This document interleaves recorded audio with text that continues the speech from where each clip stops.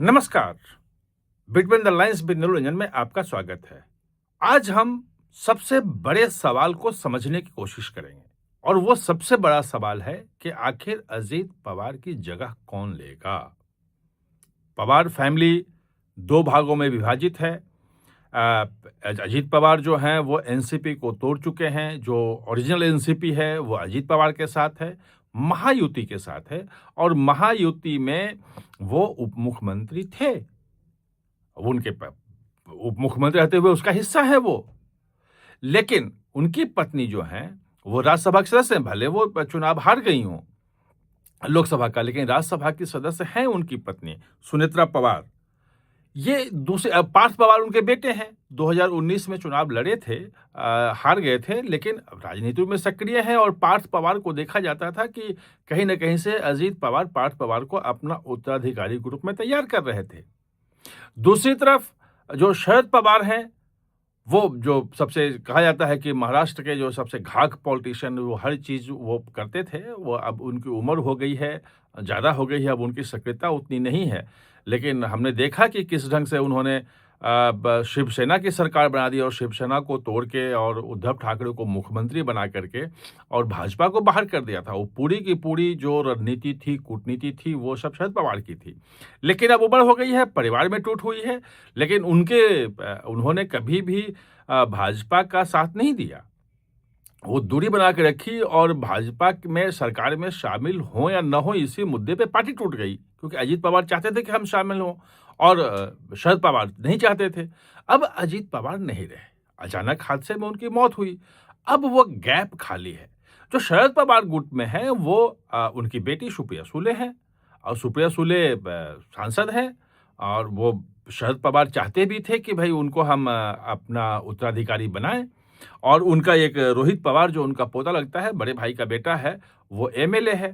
तो रोहित पवार और सुप्रिया सुले जो हैं वो बिल्कुल ये विरोधी में हैं। वो अभी महाअघाड़ी गठबंधन जो है, उसका पार्ट है, जो राष्ट्रवादी कांग्रेस पार्टी शरद पवार गुट जिसको बोलते हैं, एनसीपी जो है, वो शरद पवार गुट वो उसमें है।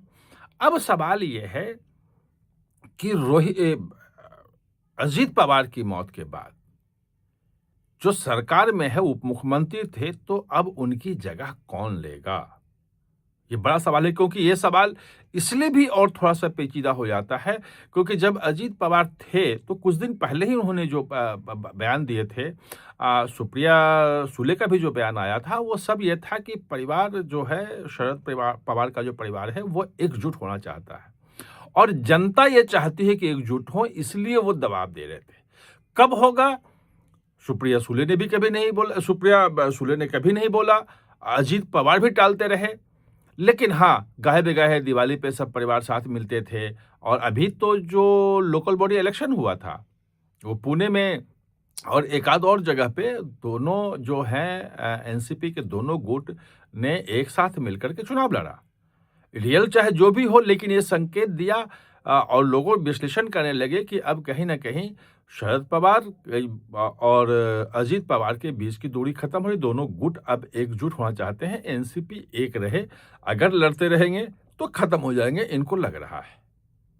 अब ये बात भी कही जा रही थी कि जो सुप्रिया सुले का जो रुख है, वो भाजपा के लिए संघ और कह लें देवेंद्र फडणवीस के लिए, नरेंद्र मोदी के लिए, वो उस ढंग से अब विरोधी नहीं रहा है। अगर आप उनके बयान देख लेंगे, चाहे वो वोट चोरी के आरोप हों, राहुल गांधी के वो वाला बयान हो, एसआईआर पे जो तमाम चीज़ें हो रही हैं, तो आप देखेंगे कि वो भले महाविकास अघाड़ी में हो, लेकिन वो जो कांग्रेस का जो स्टैंड है, उस स्टैंड पे हर जगह वो बिल्कुल क्लियर नहीं है और कहीं न कहीं से सरकार के लिए एक सॉफ्ट कॉर्नर है।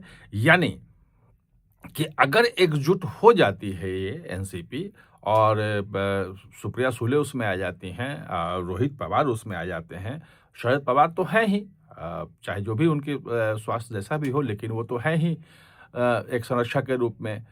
तो अब क्या होगा?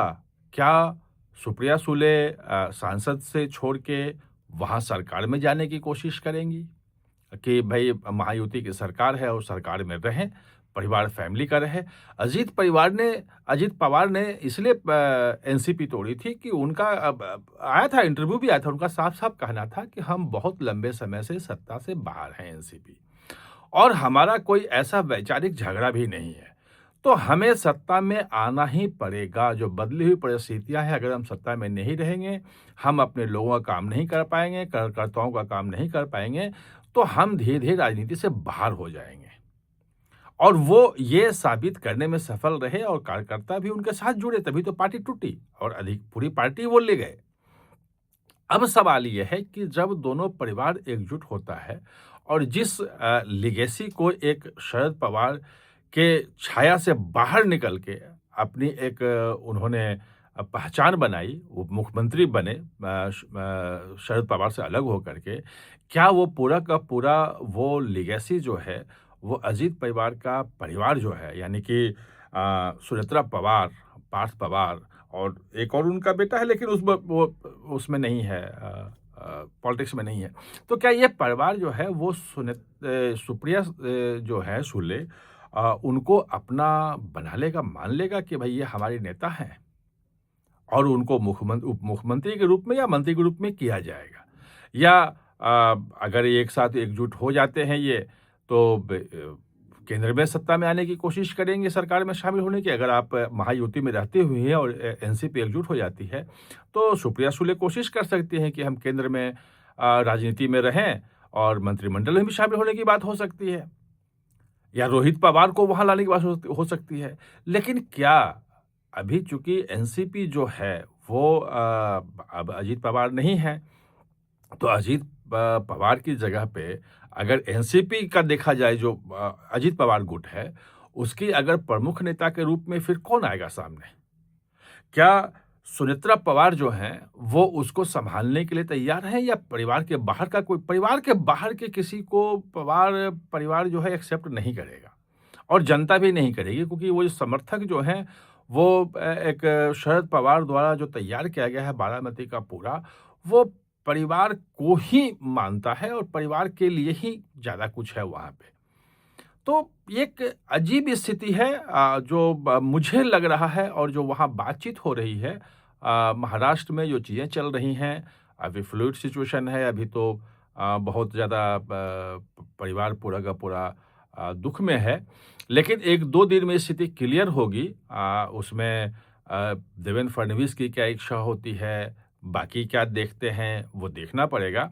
लेकिन सुनेत्रा पवार इतनी आसानी से मान जाएँगी और सुप्रिया सुले के लिए पूरा का पूरा वो दरवाज़ा खोल देंगी, कहना मुश्किल है। ये लोग कह रहे हैं कि ये शायद संभव ना हो। हो सकता है कि वो पार्थ पवार को किसी तरह से लाने की कोशिश करें, लेकिन उनके खिलाफ तो ज़मीन वाला भी ताज़ा-ताज़ा विवाद हुआ था कि पुणे की ज़मीन को उन्होंने हड़पने की जो कोशिश की थी, और सरकारी ज़मीन थी, और बाद में वो पीछे हटना पड़ा था, जुर्माना भी उनकी कंपनी पे लगा। वो तमाम विवाद है, तो उसके बाद कहना मुश्किल है। वैसे विवाद अजीत पवार के साथ भी कम नहीं रहा था। वो 70,000 करोड़ के सिंचाई घोटाले का आरोप लगा था, लेकिन उससे कोई पॉलिटिक्स में कोई बहुत ज़्यादा फ़र्क पड़ता नहीं है। वो बाकी चीज़ें हो जाती हैं कि चलो वो केस खत्म हो गया, जुर्माना लग गया, सब दे दिया। क्या होगा? लड़ाई खत्म होगी या लड़ाई बढ़ जाएगी? ये एक बड़ा सवाल है, और इस सवाल का जवाब जो है, वो आने वाले 1-2 दिनों में दिखेगा। आप हमारे साथ जुड़े, इसके लिए बहुत-बहुत धन्यवाद।